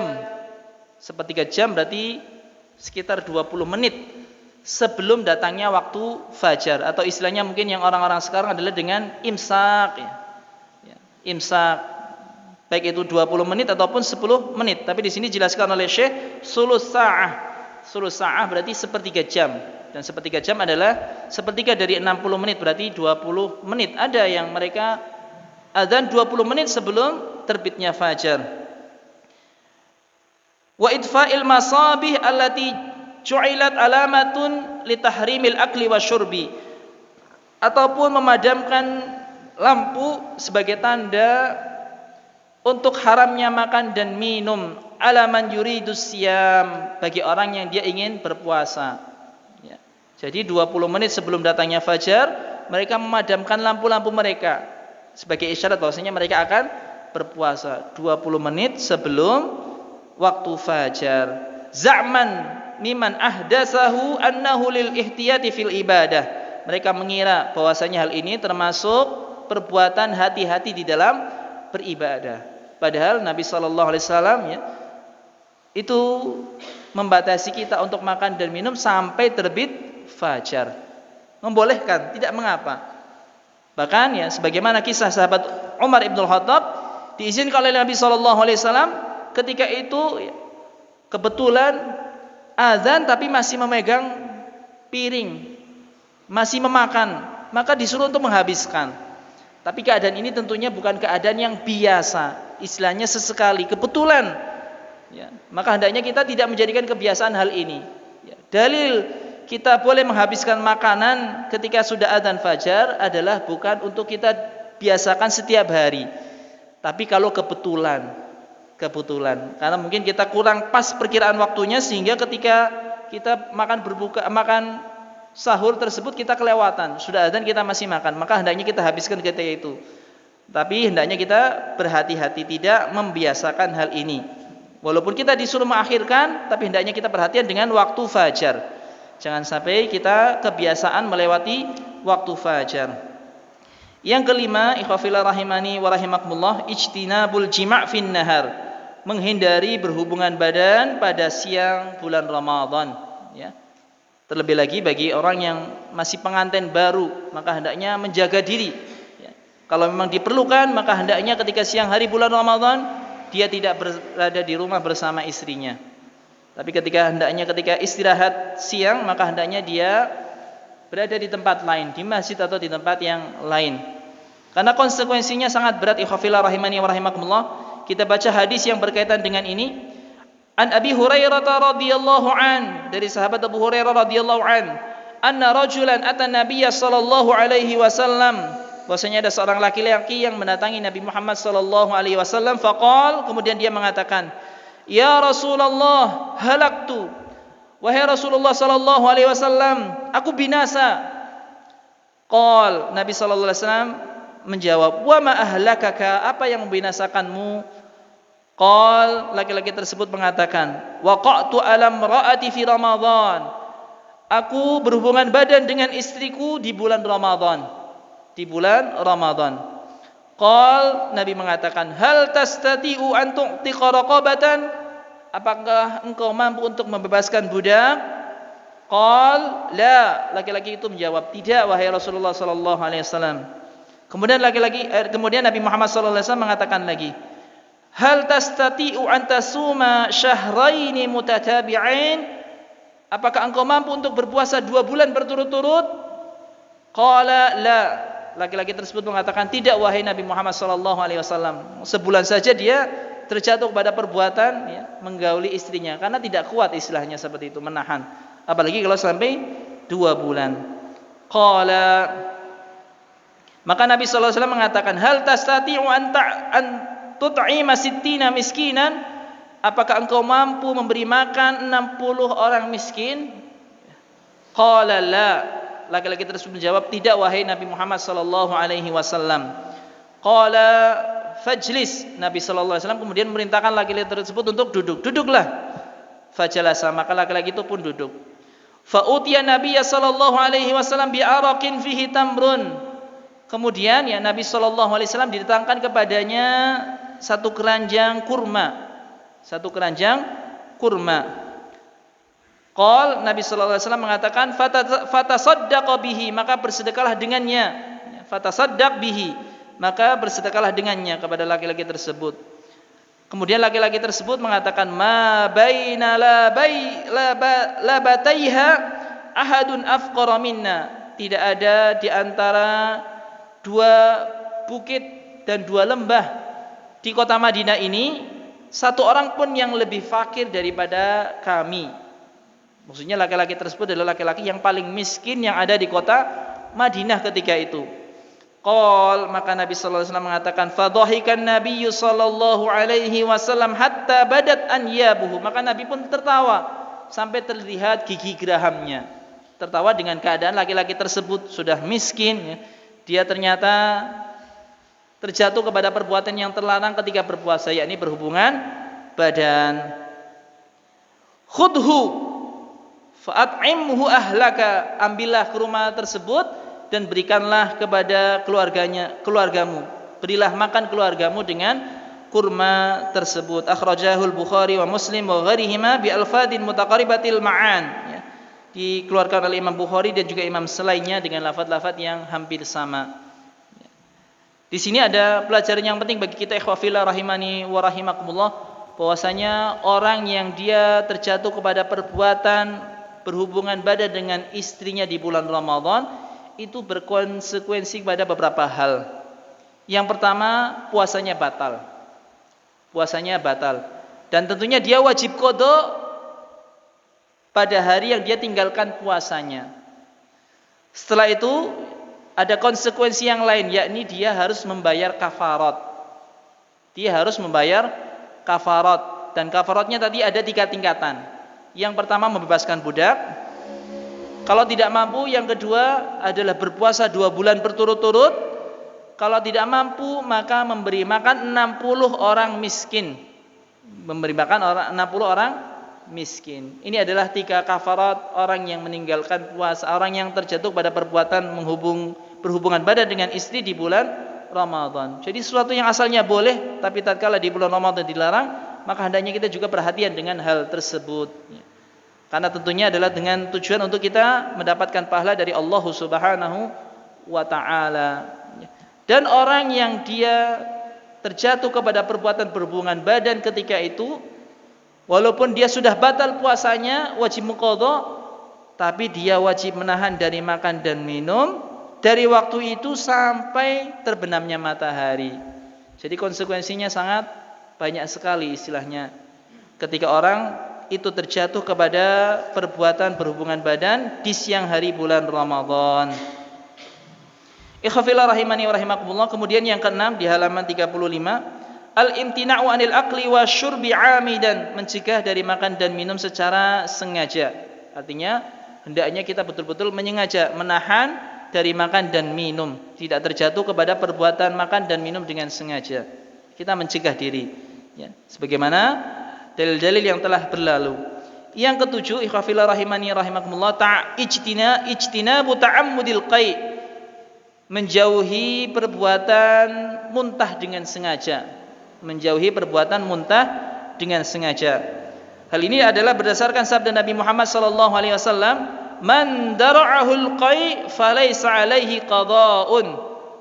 Barang siapa yang muntah tanpa sengaja, istilahnya dia muntah bukan dengan keinginan dirinya sendiri, maka tidak ada qadha baginya. Tidak perlu mengqadha. Artinya dia masih tetap dalam keadaan puasa. Puasanya tidak batal. Ini apabila dia muntah tanpa sengaja, bukan karena dia keinginan dirinya sendiri. Artinya dari hadis ini, orang yang dia muntah dengan sengaja, berusaha untuk memuntahkan dirinya karena suatu hal, maka dia batal puasanya. Dia batal puasanya. Kalau muntah tanpa sengaja, maka tidak apa-apa.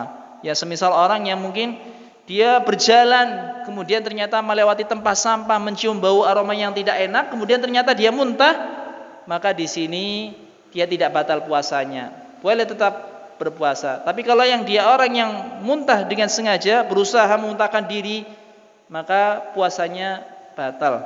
Puasanya batal. Kemudian yang ke-8, ikhwafillah rahimani wa rahimakumullah, adamul mubalaghati fil istinsyaq. Tidak berlebihan tatkala istinsyak. Artinya kita boleh istinsyak, tapi tidak boleh berlebihan. Sebagaimana Nabi sallallahu alaihi wasallam mengatakan, "Wabaligh fil istinsyak." Bersungguh-sungguhlah ketika beristinsyak, yakni memasukkan air ke dalam hidung ketika berwudu, kemudian mengeluarkan kembali. Ya. Illa an takuna shaiman, kecuali kamu dalam keadaan berpuasa. Jadi kalau kita berpuasa, kita masih boleh istinsyak, tapi tidak boleh berlebihan. Ya. Kemudian yang ke-9, mujanabatu qauli zur wal laghwi war rafasi, menjauhi perkataan dusta, perbuatan sia-sia, dan juga perkataan yang kotor.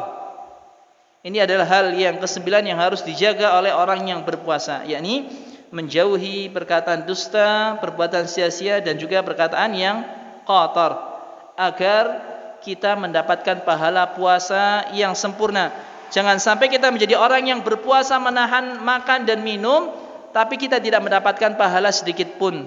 Sebagaimana hadis Nabi Muhammad sallallahu alaihi wasallam di halaman 47, rubba shaimin hadduhu min siyamihi al-ju' wal 'atas.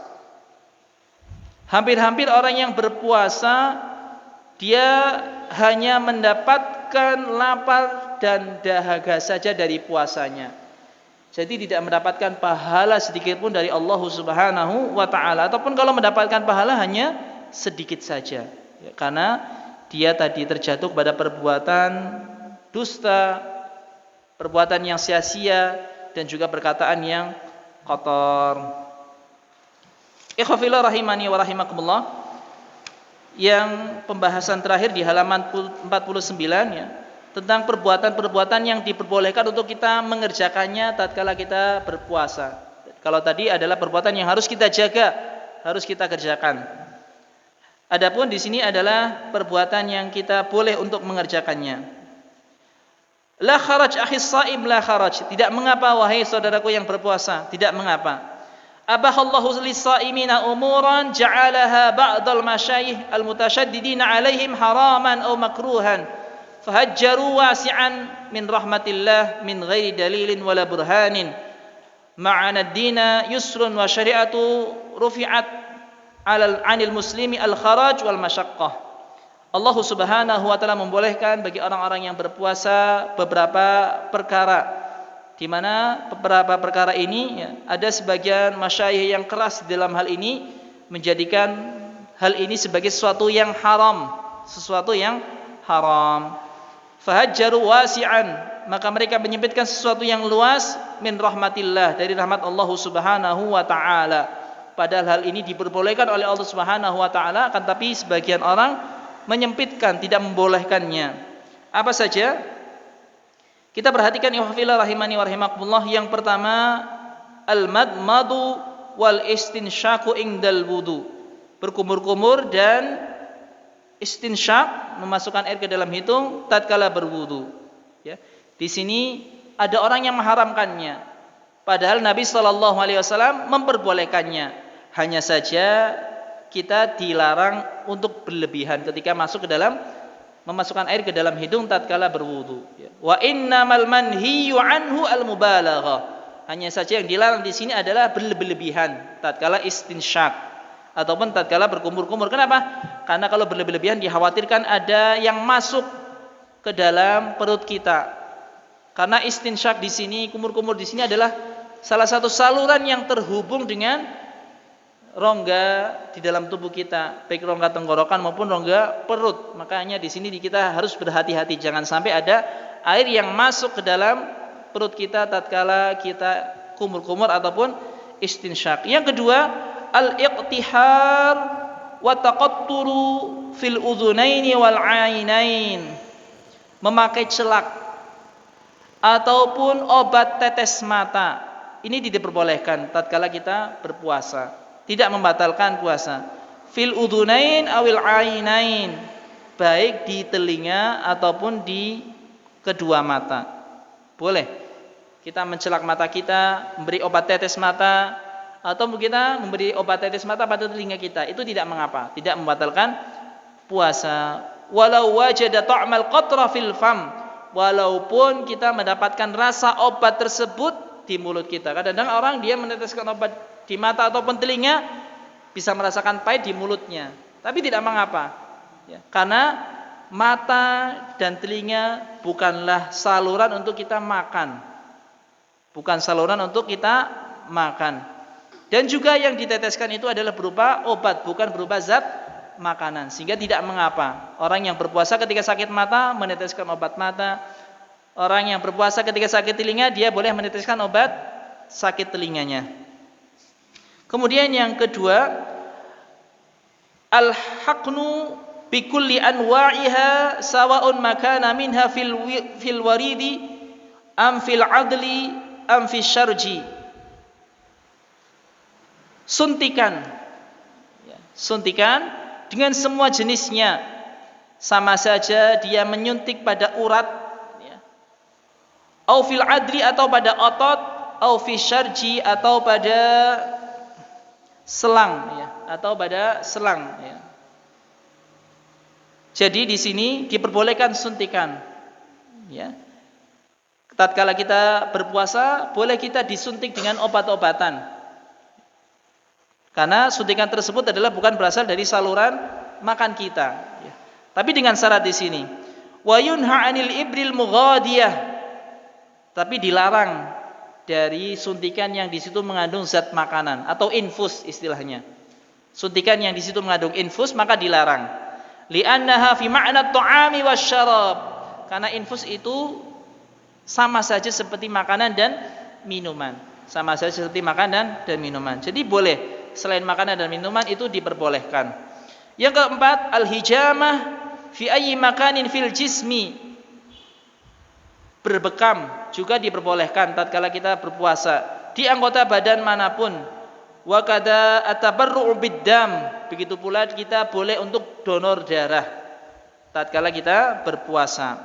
Yang kelima, ikhwafillah rahimani wa rahimakumullah, wad'ut tib wal istinsyaq al bahur wasummul wird war raihan. Kita memakai minyak wangi atau kita menghirup al-bakhur. Al-bakhur ini adalah istilahnya gaharu, dan biasanya gaharu ini caranya adalah kayu dibakar sehingga mengeluarkan asap, dan asapnya aromanya wangi. Kita boleh menghirup aroma wangi dari gaharu tersebut. Ini diperbolehkan karena itu adalah parfum minyak wangi. Ataupun kita boleh mencium aroma bunga-bungaan, seperti di sini adalah al-ward, bunga mawar, warraihan ataupun wangi-wangian yang lain. Jadi boleh orang yang berpuasa itu memakai parfum, memakai wangian, dan dia juga boleh menghirup aroma wanginya. Tidak mengapa. Yang keenam, ikhwafillah rahimani wa rahimakumullah, at-tasawwuk fi awwalin nahar wa akhirih. Bersiwak di awal siang ataupun di akhirnya. Jadi boleh selama kita berpuasa dari mulai terbit fajar sampai dengan terbenamnya matahari kita bersiwak. Bersiwak. Kulluha ala haddin sama saja dengan alat apapun itu diperbolehkan. La yunha an syai'in minhu abadan, tidak dilarang darinya sesuatu apapun selama-lamanya. Boleh bersiwak dengan alat siwak manapun, Wa yulhaqu bis siwaki isti'malu furshanil asnan bi ma'jun wa ghairi ma'junin. Dan dikaitkan dengan siwak ini, yakni kita membersihkan gigi kita dengan sikat gigi dan pasta gigi. Itu diperbolehkan. Kita menggunakan pasta gigi dan juga sikat gigi dalam puasa kita bersiwak. Tapi tentunya dengan hati-hati, jangan sampai tadi ada yang masuk ke dalam rongga kita, ke dalam kerongkongan kita, yakni tatkala kita menggosok gigi dengan pasta gigi dan sikat gigi. Kan tentunya kita berkumur-kumur, Tapi hendaknya kita menjaga jangan sampai ada yang masuk Sehingga apabila kita telah selesai, maka kita berusaha mengeluarkan sisa-sisa air dengan meludah. Kita meludah sampai kita tidak merasa ada sedikit pun dari kerasa air yang kita gunakan untuk tadi bersikat gigi. Kemudian yang keenam, amal bukha alladhi yustadamahu mardar rabwi in kana mujarradu hawa fala haraj fihi. Dan juga obat semprot bagi orang yang sakit asma, ya. Bagi orang yang sakit asma, apabila itu hanya berupa udara saja, murni udara, maka diperbolehkan orang itu menggunakan semprot bagi orang yang sakit asma. Itu diperbolehkan. Wa in kana lahu jurmun wa madatun fayumna minhu al-maridu. Apabila obat semprot tersebut itu ada bendanya, mengandung zat, ya, maka di sini orang yang berpuasa tersebut tidak diperbolehkan menggunakan obat semprot bagi orang yang sakit asma. Tidak diperbolehkan. Maka hendaknya dia memilih cara yang lain untuk bisa menyembuhkan sakit asmanya. Fa in ibtala'ahu aftara. Apabila dia menelannya, maka hal itu dapat menyebabkan puasanya batal, yakni apabila obat semprotnya tadi mengandung benda atau zat. Wa yaqdi in amkana, maka dia mengqadha puasanya apabila dia memungkinkan, yakni dia mampu untuk mengqadha puasanya di selain hari bulan Ramadan, yakni sakitnya tidak menghalangnya untuk berpuasa, maka dia boleh. Namun apabila ternyata sakit asmanya ini akut, ya, sehingga orang sedikit-sedikit harus minum obat tersebut yang dia mengandung zat, sehingga dia tidak kuat puasa sampai pun di luar bulan Ramadan, maka tentunya di sini dia tidak wajib puasa karena sakitnya tersebut menyebabkan dia tidak kuat berpuasa. Tapi di sini, ya, dia ayyufdi idza kana maraduhu muzammanan, maka dia membayar fidyah apabila sakit asmanya ini adalah asma yang menaun, asma yang akut, sehingga dia butuh untuk senantiasa memakai obat semprot yang mengandung zat tadi. Maka dia tidak wajib puasa dan tidak wajib qadha puasa, tapi dia wajib membayar fidyah. Ikhwafillah rahimani wa rahimakumullah. Yang ketujuh, mubasyaratur rajul li ahlihi wa taqbiliha. Bercumbunya seorang laki-laki dengan istrinya atau menciumnya, ini diperbolehkan. Diperbolehkan, tapi dengan syarat tadi, dia mampu menahan syahwatnya. Sebagaimana kita pernah jelaskan di materi yang sebelumnya di malam hari, bahwasanya apabila dia mampu untuk menahan syahwatnya tidak mengapa. Tapi kalau tidak, maka hendaknya dia tahu diri. Kalau dia orang yang mudah terpancing syahwatnya, maka hendaknya jangan sampai melakukan hal tersebut. Jangan sampai dia istilahnya bercumbu dengan istrinya, dia bersentuhan dengan istrinya, bercium dengan istrinya. Hendaknya menjauhi. Tapi kalau sudah kuat, dia melihat dirinya itu mampu untuk menahan, maka tidak mengapa. Biasanya kalau orang yang sudah lama menikah, itu istilahnya sensitifnya itu tidak terlalu. Tapi kalau orang baru menikah, ya, masih berbulan madu, biasanya sangat sensitif sekali. Tidak hanya menyentuh, melihat saja biasanya sudah terpancing syahwatnya. Ya, maka hendaknya kita tahu diri, kita melihat bagaimana keadaan kita. Kemudian yang kedelapan, al-ihtilam yusibus shaim, mimpi basah. Mimpi basah tidak membatalkan puasa. Artinya seseorang laki-laki yang dia bermimpi basah dan dia mengeluarkan mani, puasanya tidak batal. Dia masih sah puasanya. Tetapi dia setelahnya adalah wajib mandi dan meneruskan puasanya. Min lailin aw naharin, baik di malam hari maupun siang hari. Yaghtasilu minhu shaim, orang yang tadi mimpi basah itu mandi, wa yutimmu saumahu, kemudian dia menyempurnakan puasanya, wala kharaja alaihi, dan tidak mengapa baginya, ya, karena dia tentunya kalau ihtilam tidak sengaja, tidak mengapa, karena itu adalah dari Allah Subhanahu wa taala, maka tidak membatalkan puasa, apalagi di dalam tidurnya tentunya. Ihtilam tentunya orang dia dalam keadaan tidur. Tapi bisakah terjadi orang ihtilam dalam keadaan sadar? Orang dalam keadaan sadar kemudian keluar air mani. Mungkin ada yang pernah mengalami? Pernah. Kata para ulama ada yang terjadi. Orang dalam keadaan sadar kemudian dia mengeluarkan air maninya tanpa dia istilahnya merangsang ataupun istilahnya melakukan perbuatan yang istilahnya wallahu ya wal iyadzubillah ya, orang yang dia istimna, onani. Kalau onani jelas ini perbuatan terlarang, ya tidak boleh. Tapi ada yang tanpa istilahnya istimna, onani, masturbasi, istilahnya dia keluar dengan sendirinya. Maka orang yang demikian walaupun dia dalam keadaan sadar, karena dia bukan karena dengan kehendak dirinya, ya, dia otomatis keluar sendiri, maka hal ini tidak mengapa. Biasanya yang masih bujang kemungkinannya sangat besar, ya, karena bujang ya apabila dia adalah orang-orang yang taat, dia menjauhkan diri dari perbuatan yang keji, dia mengeluarkan dia menjaga diri dari perbuatan onani dan istimna misalnya, maka biasanya dia akan keluar otomatis setelah beberapa hari. Biasanya ya kata para pakar istilahnya kisaran istilahnya 27 hari atau lebih biasanya akan otomatis biasanya mimpi basah, baik dalam keadaan mimpi ataupun dia sadar, biasanya akan keluar. Wallahu taala a'lam bishawab. Maka orang yang mengalami demikian, dia keluar air mani tanpa sengaja, puasanya tidak batal. Yang kesembilan, khafilah rahimani wa rahimakumullah,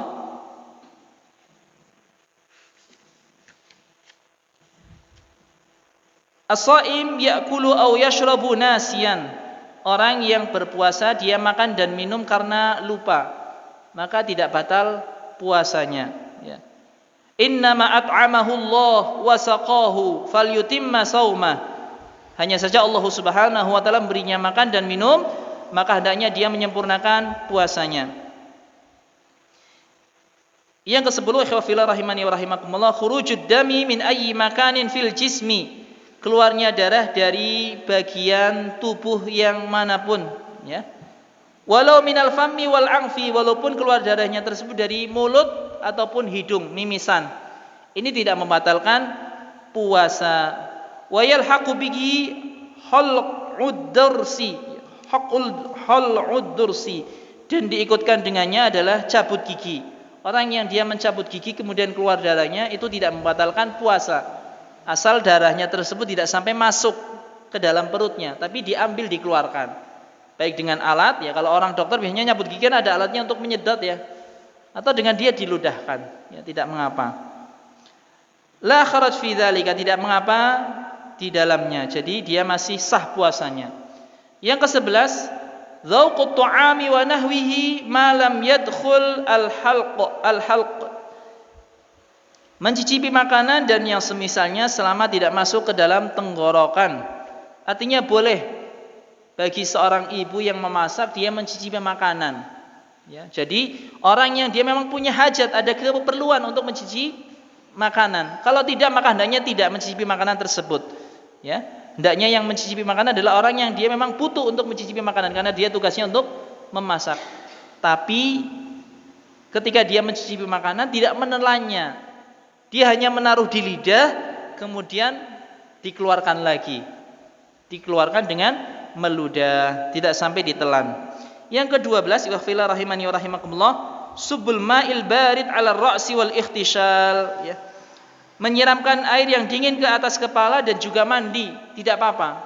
Mandi, ya, untuk masuk ke dalam berendam, ya. Wa kada as-sibaha fil bahri, boleh juga berenang di lautan, ataupun kalau tidak di laut ya di kolam renang, di sungai itu boleh-boleh saja. Boleh-boleh saja, tidak terlarang.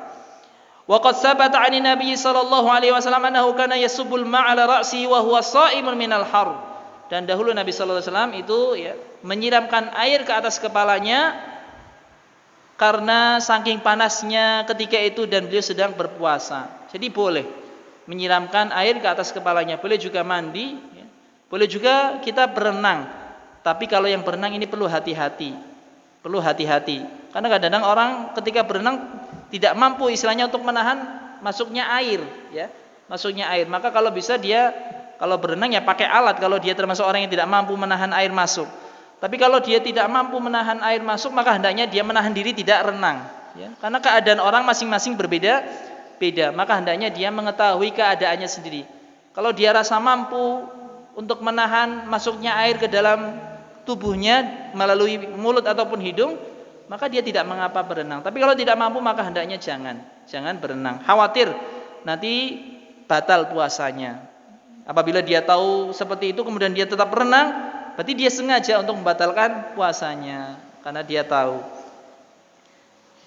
Ikhwafillah rahimani wa rahimakumullah, yang ke-13, as-shaim yadra'uhul qai' min ghairi ta'ammudin wala haraj. Orang yang berpuasa kemudian muntah tanpa sengaja, maka tidak mengapa, puasanya tetap sah.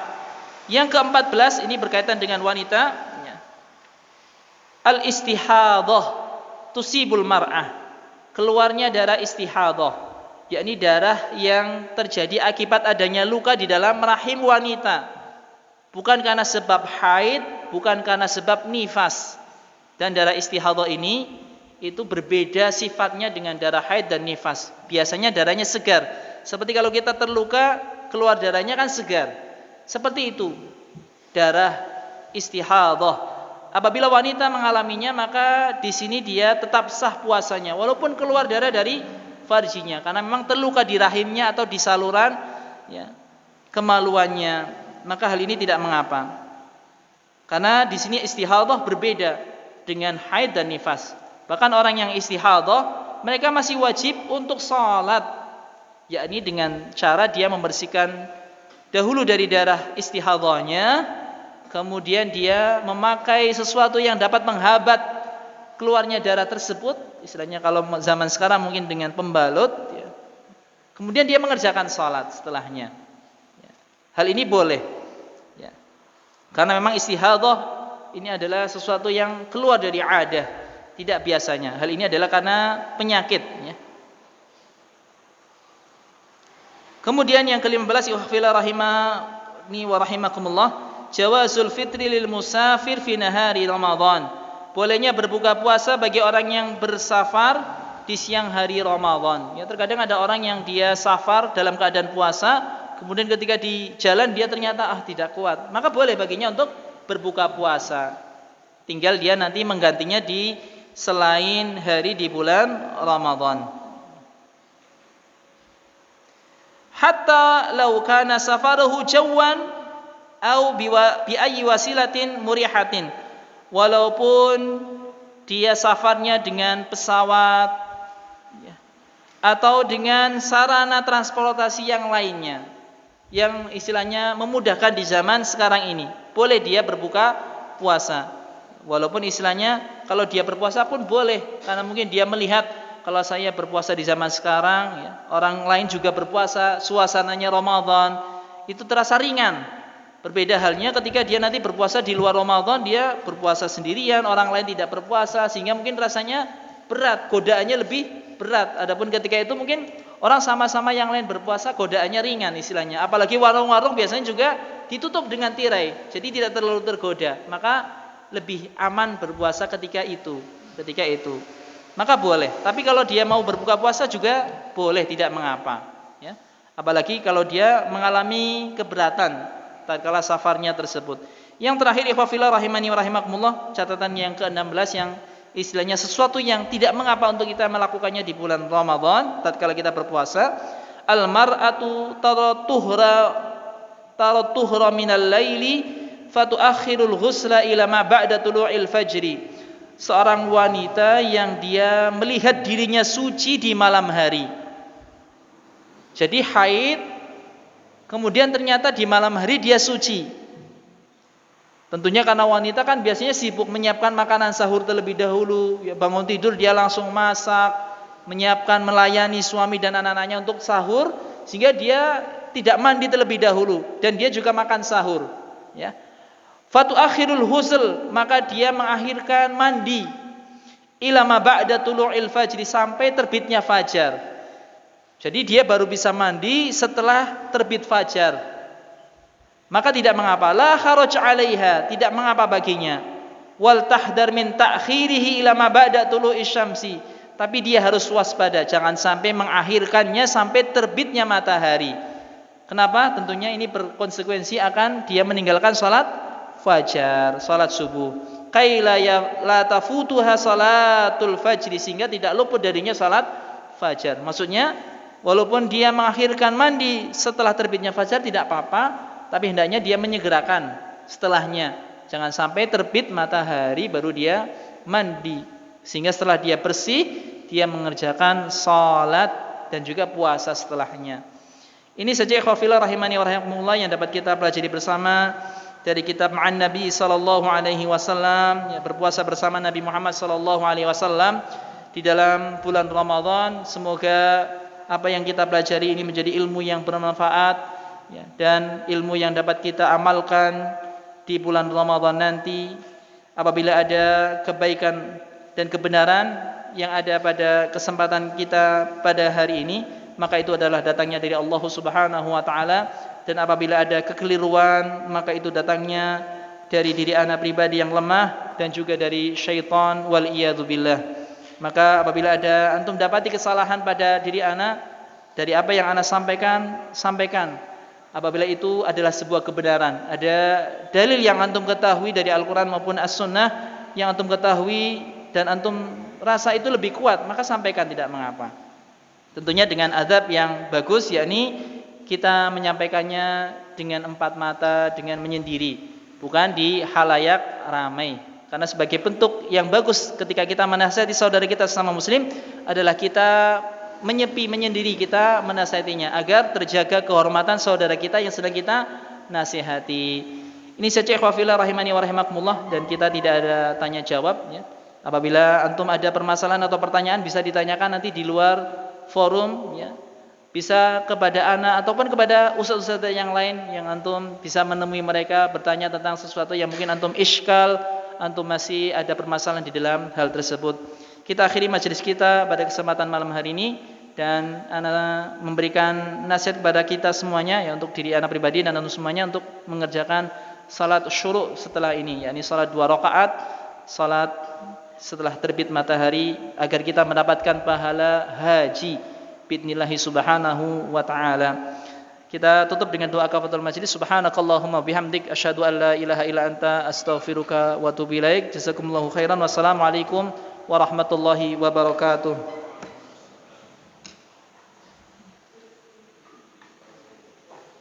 Sampai